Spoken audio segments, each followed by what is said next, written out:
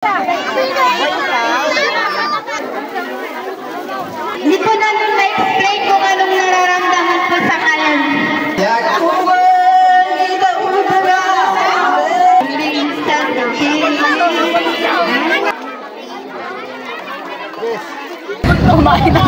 Kinain na po yung ipapamigay, kinain na. Kaya huling-huli oh. Itlog at saging. Itlog ba yan? Sarap.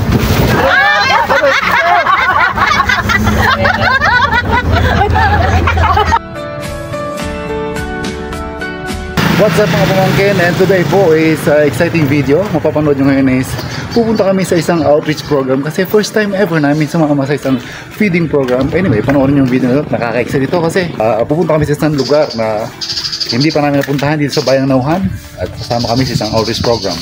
Let's do this. Okay. Dito tayo sasama sa kanila, ayan. Babayin muna kayo. Ngayon mga pamangkin, dahil sa anniversary ng aming Night Market Association dito sa Nauhan, magkakaroon tayo ng feeding program o outreach program. Punta tayo sa may Kamangyanan at magbibigay tayo ng konting almusal. Balis na sila preso. Ito yun. Ayan, sila preso muna na. Yan ang mga kasama sa Night Market Association. Kaway kayo! Hi!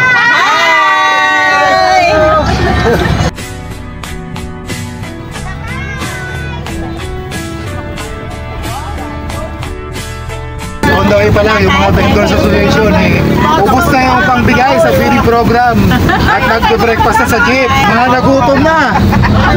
Nakaalis pa lang sa plaza. Wala pang 200 meters na narating.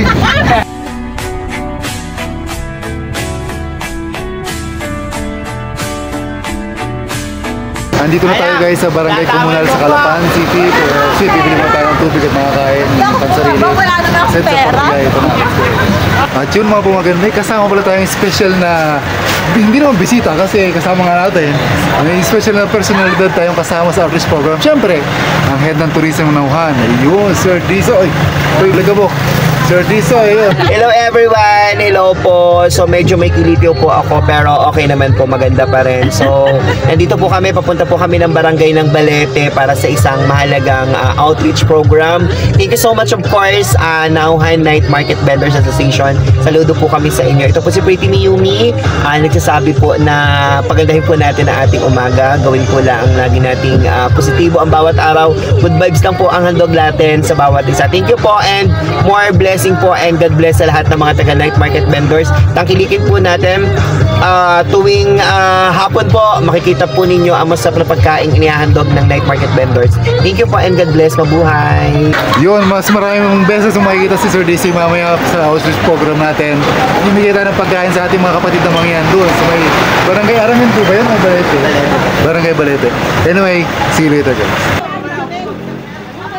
Mimigay ka kayo ng chichirya sa mangyan. Oo!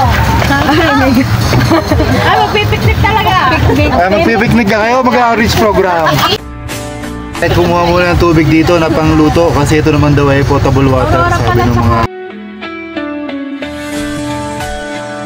So mga pamangkin, nandito na tayo sa Barangay Balete.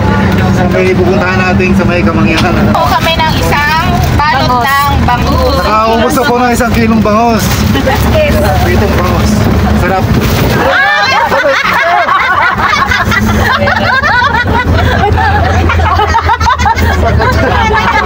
Naka-record yun. Naka-record dyan! Uli yun! Yun ang iuna nyo sa Papa-excite sa umpisa. yun ang highlights. Wow, ang ganda ng bundok. Wow, may falls! So mga pamangkin, buti lang pala ay sumabay na lang tayo sa jeep at hindi pala kaya ito ng coaching maliit. Medyo mahirap na. Ayun mga pamangkin, finally, dito na kami. At hindi walang access. Dahil may ginagawang kalsada doon, sa may banda roon, walang access. Kaya maglalakad tayo. Ayun, medyo pala, medyo malayo pa. May dadaanan ka motor. Kasi mga pamangkin, medyo challenging pala kasi medyo malayo ang lalakarin. Papunta doon sa may community na aming pagbibigyan ng konting pagkain. Doon rin kami nagluluto. medyo malayo, kaya mabibigat yung dala. Kaya bibit-bitin namin manually. So, tara. Let's do this kasi para naman to sa mga kapatid natin katutubong mangyan. Kaya mga kabataan mangyan dito. Ayan ang ating mga bibit-bitin, marami. Siyempre si Miyumi, si Piki Miyumi, kasama natin sa pag-akyat at pagbibit at pagluluto, pagbibigay ng pagkain. Kaya lumalakas ng turismo ng Nauhan. Siyempre, isa sa mga utak ng turismo. Sir Diesel, Piki Miyumi. Tubig sa atin. Kayo na yung bitbit. Ayan na o.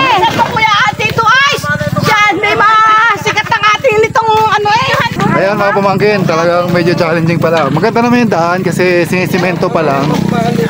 Bagong simento pala kaya hindi pa pwedeng daanan ng mga sasakyan. Kaya ayun, may mga tumulong sa ating mga kapatid, mga kabataang mangyan. Ayan o. Si Sir Jay may pupunta sa kasalan daw. Ay, sunong nga. Kaya pupunta sa Paisanan. Ganda ng view dito guys, sa harap, puti nyo to. Ayan o, ganda dito.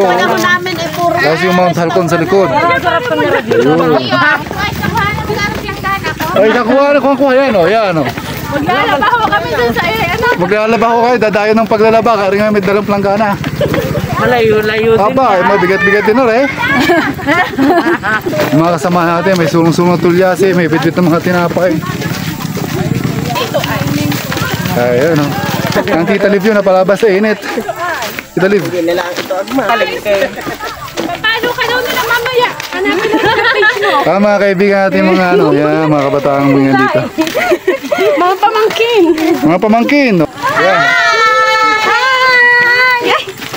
Napasama ang Spice Girls sa sa office program. Kaya Spice Girls, kasi mga shawarma, kaya Spice Girls. Yan, nahulog na. Oh, may pahon pa pala. May pahon pa, may bitbit pa akong tubig ng 1 galon. Yari. So yung mga pamangkin doon, mayroong pahon ng konti. Rough road. Medyo challenging yung mga iba yan. Tsatsaga na maglakad. So ako may bitbit akong tubig. So let's do this. Let's go. Ayan na. Ang sinasabi ko. Medyo malayo at medyo matarik pala. Pero exciting kasi pagbigay tayo ng konting pagkain sa ating mga kapatid at mga katutubong mangyan. Let's go. Ayan o. Doon sa likod na yan, pataas. Bitbit natin ito. Panluto kasi. Pahinga muna. Pahinga muna tayo at mabigat yung galon ng tubig. Paket. Kalaban na po kami. Ayan si Pres. Pres, kaya ba? Ayaw po. Presidente ng aming association. Yan ang may pakanan ito. Siyempre, kaya kasi may mabuting puso ang ating presidente ng ating association. Kaya ito naisip namin na pagkasundan ng mga officers. Ma'am, Mandal pa, kaya pa? Kaya pa po. Magluluto pa tayo. Magluluto pa. Kayang-kaya pa. Let's go, let's do this. Ayan o, mga kaibigan natin ano.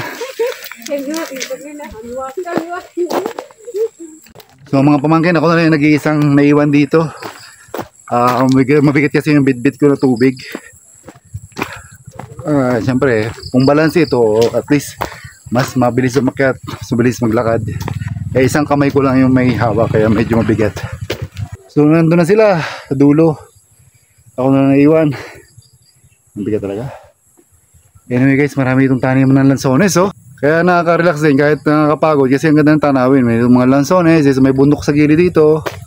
Kaya sa kabilang side, may bundok na napakataas na masarap tingnan. Ayan. Pero continue na, lakad na tayo kasi naiwan na tayo. Tinuro ng aming kaibigan mga yan dito. Dito yung shortcut papunta doon sa community, parang barangay hall or something. Let's see, tingnan natin. Nandito na tayo guys sa may parang school ito, compound ng school. And then pagdating daw doon sa dulo, kakanan pa ulit. Yun.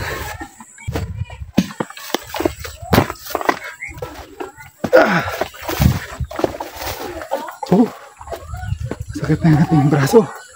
Sobrang sakit na yung braso ko. Ayan mga pamangkin, nandito na sila sa pinaka camp o base ng paglulutuan area. Nakarating din. Nakasurvive na. Wala kang makukuha na ng tubig dito. Ayun, at least mapapakinabangan yes yung ating dalang tubig. Kasi malinis sa tubig na pansabaw ng ating adobong bibigyan sa mga kapatid natin mga yan. Napasubo. Sabi nga napasubo in a good way, in a good purpose. Ito. Ulo. Ito, tubig ha. So mga pamangkin, nandito tayo ngayon sa barangay Balete, Nauhan. Which is, nandito tayo sa part ng community area ng mga mangyan, yung kapatid natin mangyan dito. Parang isang area to na puros katribo nila yung mga nakatira. Ayan. So yung mga bahay ng mangyan nasa gilid. Dito sa kabila dito. Yan. Yan. So ito yung bahay na pag-stay natin for a while. Then dito magluluto para may pamigyan natin yung ating pagkain lulutuin.